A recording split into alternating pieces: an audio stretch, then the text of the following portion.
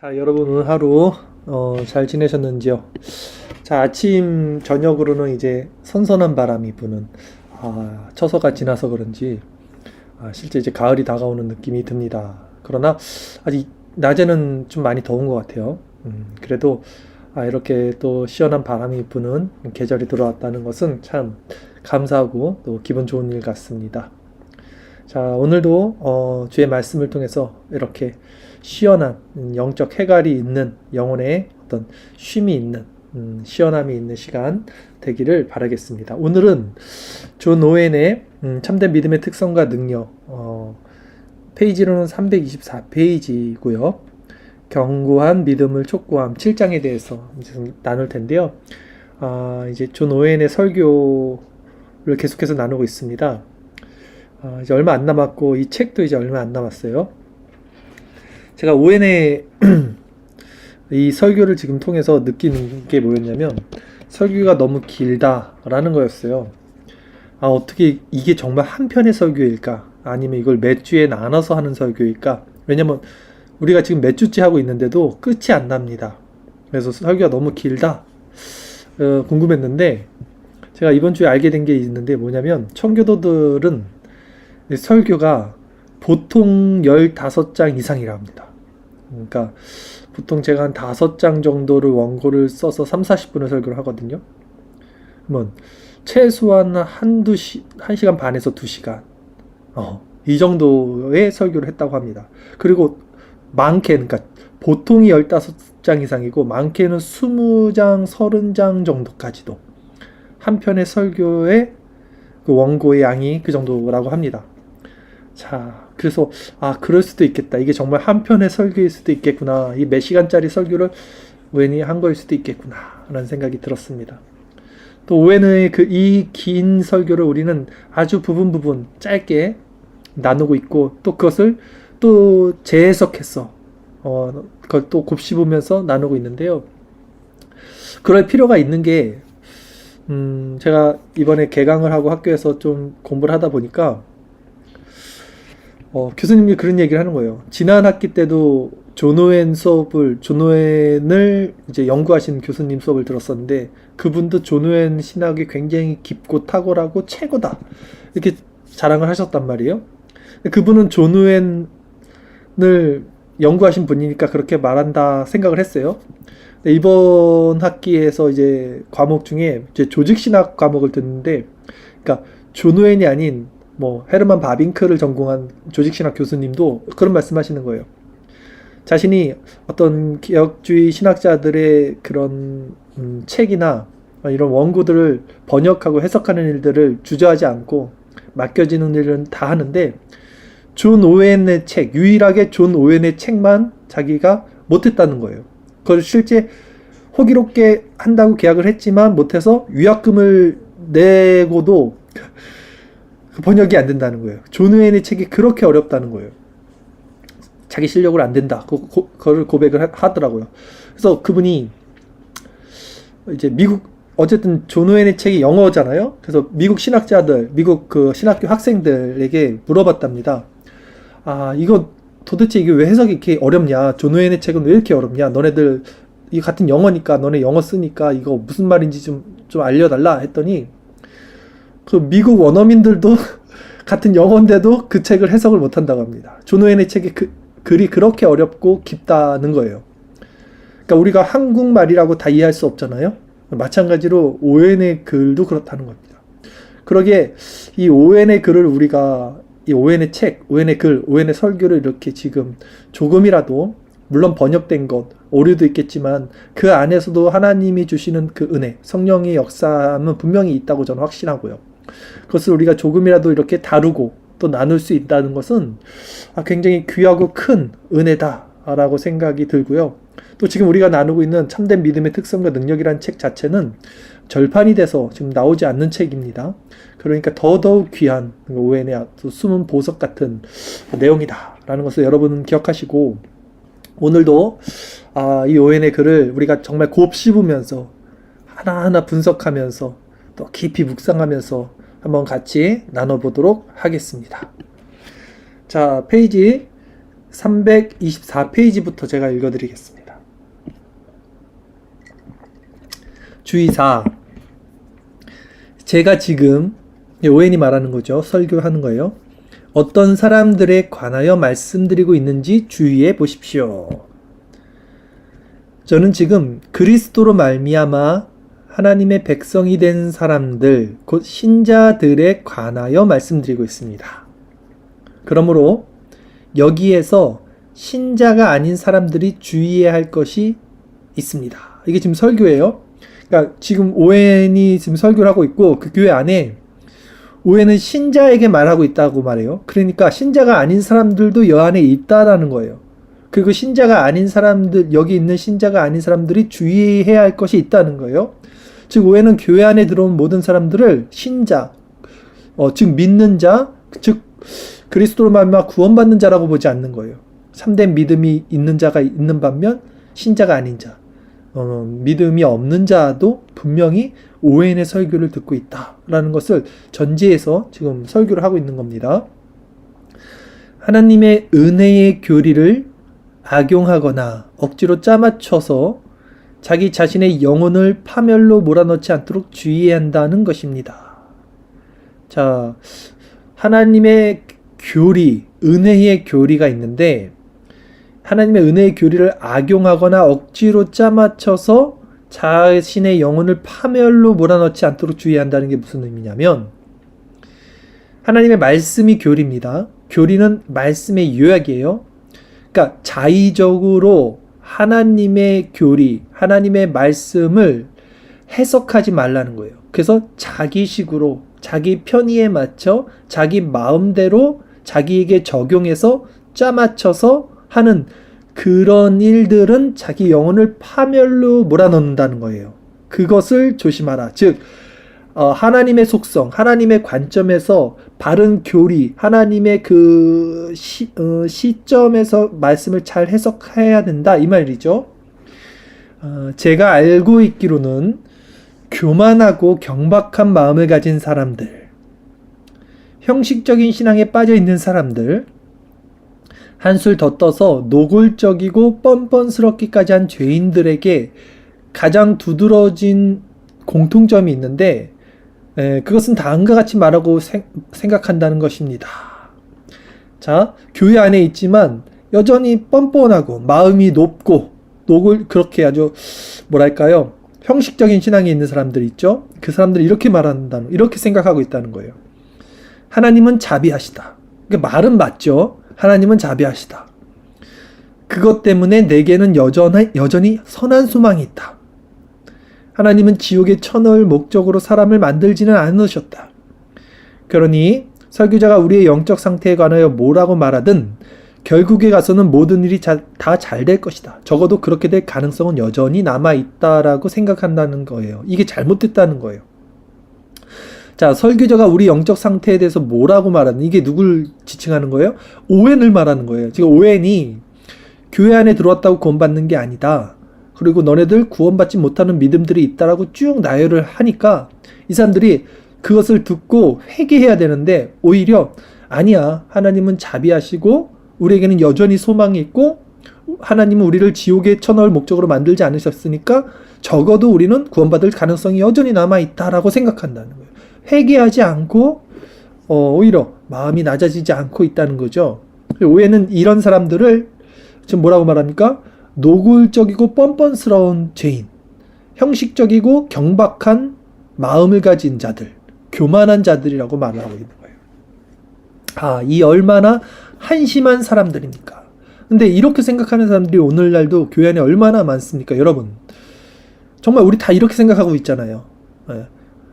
또 설교자들이 다 이렇게 설교를 하죠. 괜찮아. 그래도 하나님은 사랑의 하나님. 우리는 선민.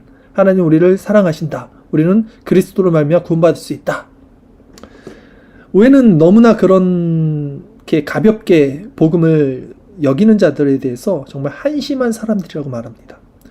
그리고 이렇게 말합니다. 지금까지 제가 뭐라고 말씀드렸습니까?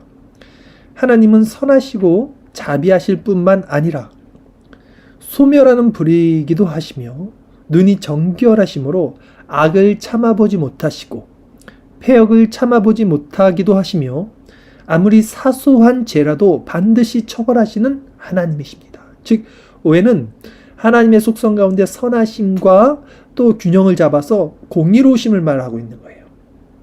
자, 하나님께서 요구하시는 조건에 맞추어 그리스도를 통해 하나님께로 나아가는 사람들을 향하여 하나님의 사랑과 하나님의 선하심과 하나님의 겸양이 얼마나 컸습니까? 겸양은 무슨 뜻이냐면 겸손한 태도로 남에게 양보하거나 이렇게 하나님이 겸손하게 자신을 낮춰서 인간 편에서 어떤 인간에게 맞춰주는 걸 겸양이라고 할 수 있겠죠. 그것이 얼마나 컸냐는 거예요, 하나님이. 예. 그러므로 여러분은 생각하십시오. 하나님께서 자기 자신의 방식을 따라 제안하신 사랑을 거절하면서도 하나님께서 자기 자신의 방식을 따라 제안하신 사랑, 요 부분도 우리가 중요하게 생각해야 되는데요. 자기 자신의 방식, 이게 이제 하나님의 구원의 방식이죠. 예수 그리스도를 통한 구원의 방식이에요.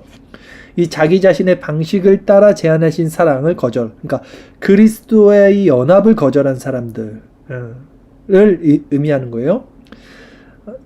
내가 내 마음을 강팍해 하여 젖은 것과 마른 것을 멸할지라도 평안하리라 라고 말하는 사람들을 향하여 하나님의 진노와 의분이 얼마나 더 크겠습니까? 그러니까 구원을 너무 하찮게 여기는 사람들이라는 거예요.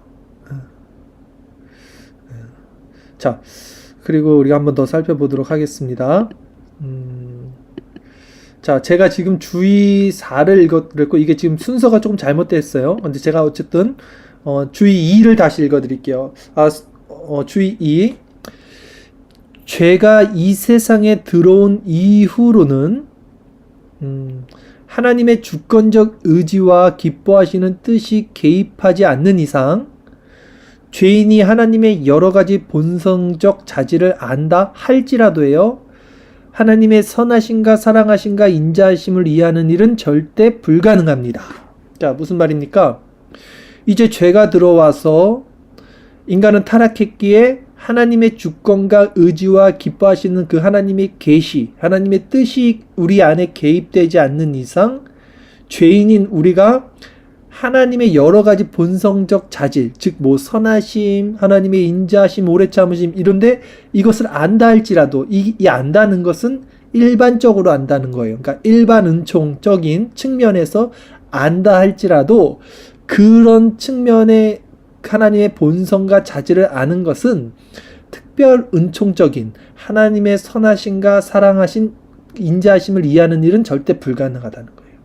그러니까 지금 오해는 하나님의 일반적 은혜와 특별적 은혜, 그러니까 하나님의 우리가 하나님을 바라보는 일반적인 마음과 하나님이 정말 죄인의 마음을 열어서 계시로 알려주셔야만 알 수 있는 그 특별적 은혜를 지금 분리하는 작업을 하고 있어요. 이 지점을 우리가 계속 이해를 하면서 오늘 이 글을 읽어야지 정확히 이 글의 내용이 이해가 됩니다. 어떤 이들은 특별 은혜는 일반 은혜로부터 비롯되고 일반 은혜는 특별 은혜로부터 비롯된다고 주장합니다. 즉, 이 사람들이 말하는 것은 이게 연결되어 있다는 거예요. 하나님은 일반 은총 가운데 특별 은총도 주시고 특별 은총 가운데도 일반 은총이 있다. 이게 서로 유기적으로 연결되어 있다라고 생각하고 주장한다는 거예요. 하지만 이런 주장은 매우 거짓된 주장이라고 오웬이 말해요. 일반 은총과 특별 은총은 완전히 다른 것이다. 딱 잘라서 이걸 나눠버리는 거예요, 오웬이. 바로 이런 생각으로부터 모든 오류가 양산되는 거예요.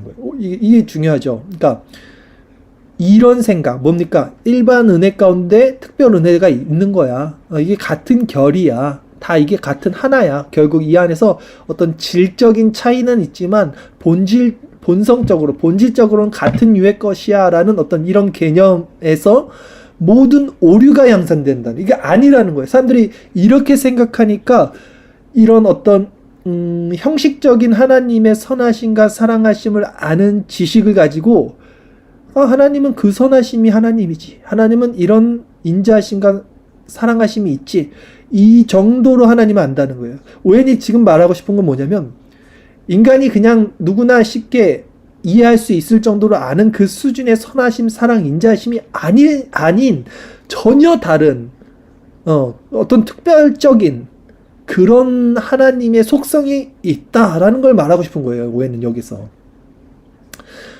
그래서 이런 생각으로부터 모든 오류가 양산된다는 거예요.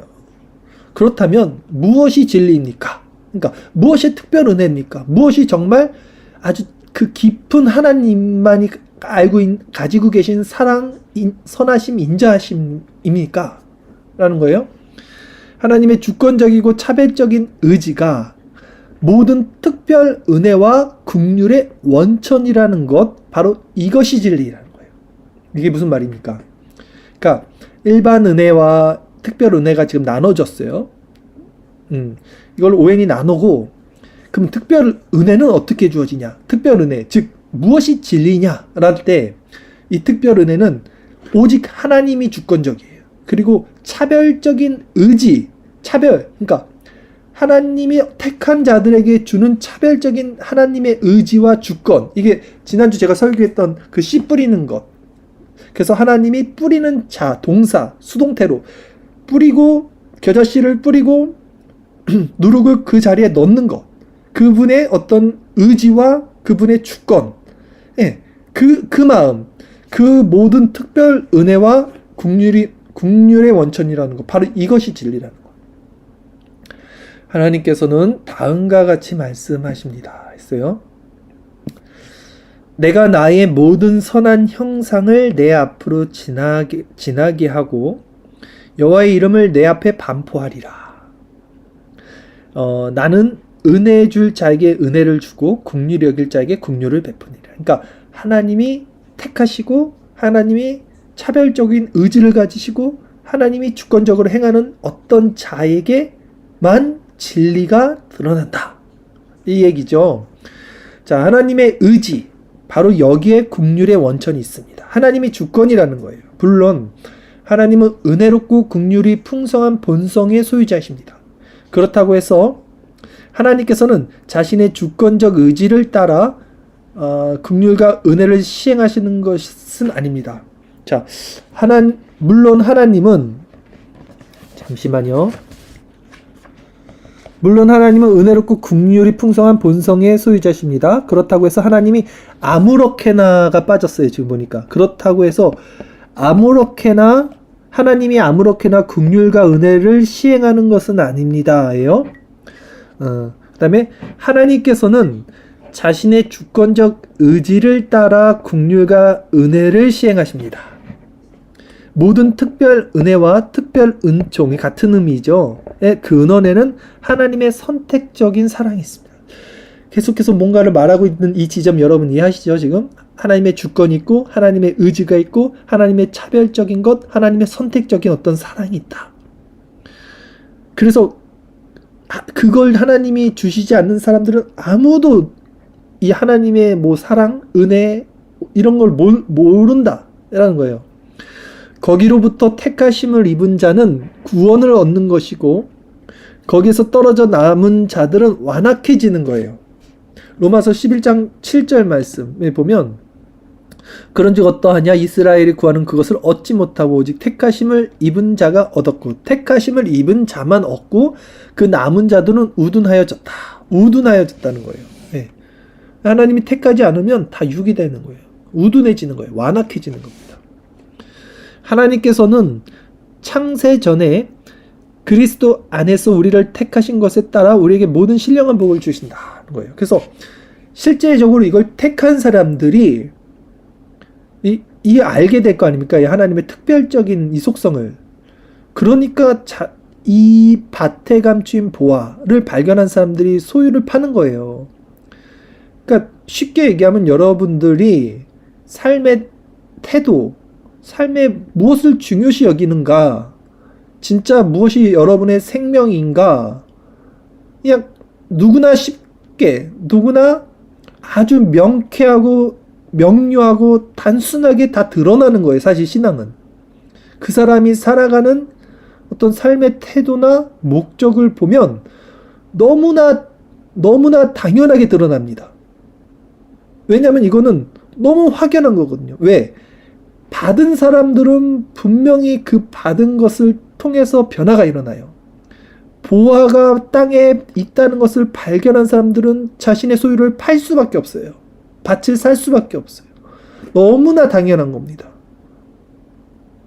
그러니까 내가 하나님을 안다라고 생각하고 자꾸 내가 하나님의 은혜를 지금 받고 있다. 내가 하나님의 어떤 분이신지, 그분이 은혜가 많고 그분이 예수 그리스도 아들로 우리를 구원해 주시는 것이고, 이런 모든 지식적인 알미 우리를 구원해 주는 게 아니라는 거예요. 지금 오해는 교회 안에 있는 사람들에게 그걸 나누는 거예요. 계속 아니라는 거예요.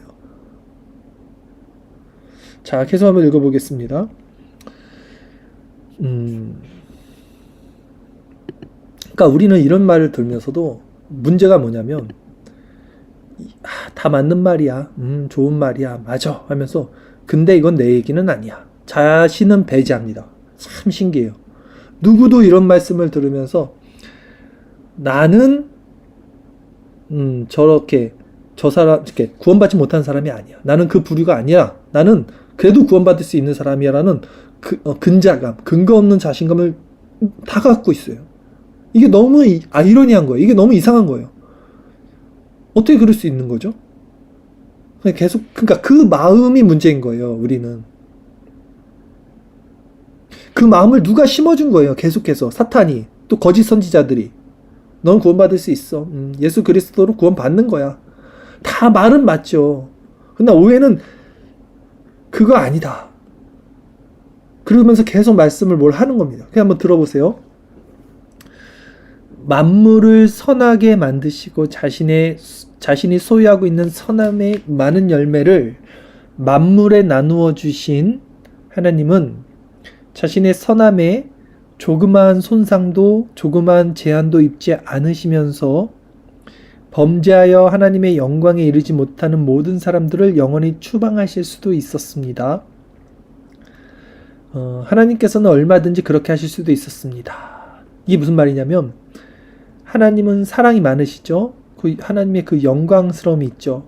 근데 하나님은 사랑이 많다고 모든 사람들을 수용하고 용서해 주는 게 아니에요. 사랑이 많아도 하나님의 그 기준에 이르지 못한 것들을 조그만 제한도 입지 않으시고 범죄와 하나님의 영광에 이르지 못한 사람들을 영원히 추방하셔도 하나님의 선함은 조그만 손상을 입지 않는다는 거예요. 조그만 제한도 입지 않고 하나님의 사랑이 유지할 수 있다는 거예요. 그러니까 하나님이 꼭 우리를 구원해 주셔야만 하나님은 사랑의 하나님이 아니라는 말을 지금 오해니 하는 거예요.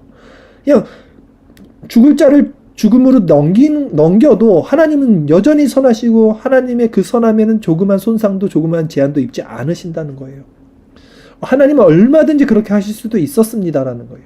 그러나 하나님께서는 범죄한 사람들 가운데 어떤 사람들을 그렇게 다루지 않으십니다. 어떤 사람들 누구는 그냥 택자, 선택한 사람들은 어떤 사람들, 아무 이유도 없어요. 근거도 없어요. 그냥 따지자면 하나님이 긍휼히 여길 자를 긍휼히 여긴 사람들, 불쌍한 사람들, 그 사람들 그냥 그렇게 다루지 않은 어떤 사람들이 있다는 거예요. 그런데 이것은 하나님의 본성과 하나님의 선하심 안에 있는 어떤, 잠시만요. 이게 또 지금 말이 좀 이상한데, 그런데 이것은 하나님의 본성과 하나님의 선하심 안에 있는 어떤 타고난 기질, 이게 타고난 기질입니다. 타고난 기질, 곧 죄인들을 살리고 싶어 하시는 어떤 타고난 기질에서 비롯된 것이 아닙니다. 이해하십니까? 그러니까 우리가 오해하는 게 자꾸, 하나님은 선하셔. 그러니까 우리를 사랑하시니까 우리를 구원해 주시길 원해. 네, 이런 어떤 하나님의 타고난 기질, 이런 걸 얘기하는 게 아니에요. 오히려 이것은 그리스도로 말미암아 죄인들에게 선을 행하기로 친히 아무런 제약도 없이 작정하신 하나님의 주권적이며 지혜롭고 은혜로운 의지에서 비롯된 것입니다. 이게 무슨 말이냐? 지금 계속해서 일반 은혜와 특별 은혜를 나누면서 그 부분을 우린 기억해야 돼요. 오웬이 지금 사람들이 일반적으로 생각하는 게 하나님은 선하셔. 그러니까 하나님은 악한 사람들도 구원해 주기를 원해. 이렇게 생각한다는 거잖아요. 이거 아니라는 거잖아요. 이거 일반적으로 생각하는 거. 그러면 특별적으로 생각하는 건 뭐냐? 여기 있죠?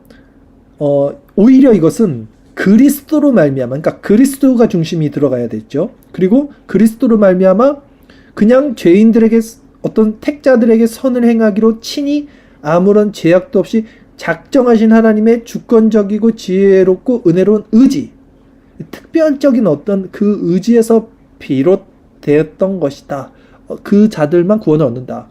그런 거예요. 그러니까 다시 한번 정리해드리면 쉽게 일반 은혜 가운데 그래도 하나님은 사랑의 하나니까 우리를 구원해 줄 수 있어 라고 생각하는 사람들은 틀렸다는 거예요. 진짜 구원받는 사람들은 본인들은 알아요. 이 특별 은혜 가운데 있으니까 이 사람들이 이게 어떻게 주어지는지 그리스도 안에서. 그러므로 저는 다음과 같이 말씀드립니다. 죄인도 하나님의 본성의 선하심과 자비로우심을 숙고합니다. 그러나 이런 숙고는 하나님의 공의로우심과 어미하심을 숙고하는 일과 너무 크게 상쇄되고 맙니다. 이렇게 말하죠. 자, 잠시만요. 이런 숙고, 그러니까 하나님의 선하심과 자비로우심을 우리가 일반적 은혜에서 숙고해도 이 상태는 하나님의 공의로우심과 어미하심, 엄격하고 위풍이 있는 어떤 그 하나님의 그런 성품, 그것을 숙고하는 일과는 너무 크게 상쇄되고 만다 했어요. 상쇄는 이게 상반되는 것이죠. 상반되는 것. 그래서 서로를 없애버리는 것. 그러니까 무슨 말이냐면 이거예요. 일반적으로 사람들이 하나님을 선하시고 자비로우심에 대해서 하나님을 알고 그렇게 이해를 하는데 이 사람들에게 없는 게 뭐냐면 하나님의 어미하심, 하나님의 공의로우심, 하나님을 그걸 뭐라 그러죠? 하나님을 공경하고 경외하는 거, 경외죠, 경외. 예. 두려워하는 거, 공경하고 두려워하는 거, 경외하심, 하나님을 경외함. 이런 것이 없어요.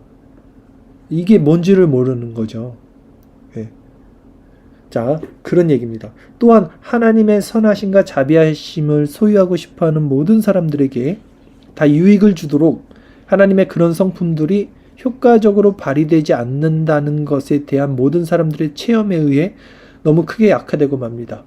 자, 이 부분 넘어갈게요. 조금 제가 이해가 좀 안 되는데 한 번 다시 볼게요. 하나님의 선하심과 자비하심을 소유하고 싶어하는 모든 사람들에게 다 유익을 주도록 하나님의 그런 성품들이 효과적으로 발휘되지는 않는다는 것에 대한 모든 사람들의 체험에 의해 너무 크게 약화되고 맙니다. 넘어가겠습니다. 이거 번역의 문제일 수도 있고 말이 어려워서 그런 걸 수도 있어요. 자, 그렇기 때문에 결국 죄인이 하나님의 본성의 선하심과 자비로우심을 숙고하고 일반 은혜를 숙고하는 일은 흔히 생각하는 것처럼 죄인들에게 위로의 근거가 전혀 될 수 없습니다. 자, 결론이에요.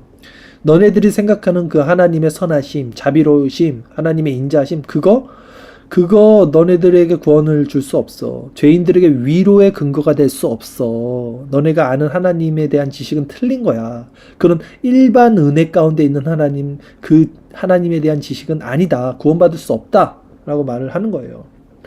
만일 어떤 사람이 그와 같은 일반 은혜를 믿고서 과감하게 하나님께 나간다면 그 사람은 하나님을 붙잡기도 전에 공의의 칼에 쓰러질 것입니다. 그러므로 여기에서 세 번째 주의할 요점이 나옵니다 했어요. 그러니까 많은 사람들이 그냥 하나님을 모르고 사랑의 하나님께 나간다는 거예요. 근데 결국 그렇게 나가면 하나님의 공의의 심판에 결국은 멸망받고 지옥불에 떨어지게 된다는 거예요. 자, 마지막 주의 3번을 볼게요. 왜냐면 우리가 주의 4번을 아까 처음 봤죠, 제가. 주의 3번을 오늘 마지막으로 보도록 하겠습니다. 주의 3. 성경에서 하나님의 선하심이 언급되어 있는 곳을 보면 하나님은 자신의 선하심을 언급하심으로써 자신이 사랑이시며 은혜로우시며 긍휼이 풍성하시다는 사실을 계시하시는데 이는 하나님 자신 안에서 독자적으로 숙고된 여러 가지 신적 완전함이라는 일반적 근거 때문이 아니라 하나님께서 그리스도 안에서 자신의 속성들을 자신의 택한 백성들에게 후하게 적용시켜 주신다는 새롭고도 특별한 근거 때문입니다. 여러분 이제 이해가 가십니까, 이 말이? 자, 정리를 하면 이거죠. 하나님의 선하심이 언급되는 성경 구절들을 보면서 일반 은혜 가운데 있는 많은 사람들이 아, 하나님은 참 선하시구나. 하나님은 참 오래 참으시구나. 하나님의 인자하시구나. 이렇게 이해를 하는데 그거 아니고요. 그게 아니다. 그게 아니고 어, 자, 이는 하나님 자신 안에서 독자적으로 숙고된 여러 가지 신적 완전함이라는 일반적 근거 때문이 아니라, 그러니까 그게 그런 일반 은혜 그거가 아니라 하나님께서 그리스도 안에서, 또 그리스도 안에서가 나오죠. 그러니까 그리스도를 통과하지 않으면 길이요 진리요 생명이신 하나님께로 인간이 나갈 수 없어요. 그리스도를 통해서 그분의 영을, 성령을 받아야만 이 마음 가운데 이 모든 계시가 열립니다. 그래서 이 뜻을, 새로운 뜻을 알아요. 하나님께서 그리스도 안에서 자신의 속성들, 이 자신의 속성은 특별적인 속성을 말하는 거예요, 이제. 이 속성들을 자신이 택한 백성들에게 후하게 적용시켜 주신다는 새롭고도 특별한 근거. 일반적인 은혜 가운데 있는 그게 아니라 특별 은혜 가운데 있는 새롭고도 특별한 근거. 그리스도 안에 있는 이 어떤 후하게 적용시켜 주시는 택자들에게 그 마음이 있다는 거예요. 하나님의 선하심이 언급되어 있는 표현들은 영적인 의미를 가지고 있고 섭리의 법에 한정되어 있지 않는 이상 은혜 언약에 속하는 말씀이요 그리스도 안에서 나타나신 하나님에 대한 말씀입니다. 바로 이것 때문에 우리 신학자들이 하나님께서 죄인들에게 선을 행하시는 것은 하나님의 본성적인 선하심에서 비롯되는 것이 아니라 하나님의 은혜로운 의지에서 비롯된다고 말하는 것입니다. 그렇죠? 은혜로운 의지, 그리스도 안에서 하나님의 주권적이고 하나님의 택자들을 향한 어떤 특별적인 거라는 거예요. 만일 하나님의 은혜로운 의지가 없다면 하나님의 선하심이 죄인들에게 전해지는 일은 영원토록 절대 불가능하기 때문입니다. 그렇다면 죄를 속하기 위해 치러진 속죄를 근거로 예수 그리스도 안에서 명백하게 드러난 바 하나님 아버지의 은혜로운 본성은 우리가 반드시 받아들여야만 하는 것입니다. 하나님은 어떤 분이십니까? 하나님은 가련하고 연약한 신자가 상대해야 하는 분이십니다. 하나님은 우리에게 모든 약속 안에서 그리스도를 영접하라고 초대하는 분이시며 이 모든 일에서 우리가 주요 대상으로 상대해야 하는 분이십니다. 하나님은 사랑이십니다. 그러므로 하나님은 그리스도를 통하여 자기에게 나오는 모든 사람들을 언제라도 기꺼이 영접해 주시고 품에 안아 주시는 분이십니다. 하나님의 후의와 인자를 확인하십시오. 후의 주시고 하나님의 그 인자하심을 확인하라는 거예요. 우리를 향한 하나님의 인내를 확신하십시오. 그러면 우리는 자신의 약속을 충실하게 지키시는 하나님의 신실하심을 확고하게 믿지 않을 수 없을 것입니다. 자, 오늘 여기까지 살펴보고 4번은 아까 우리가 처음에 살펴봤던 내용이기 때문에 넘어가도록 할게요.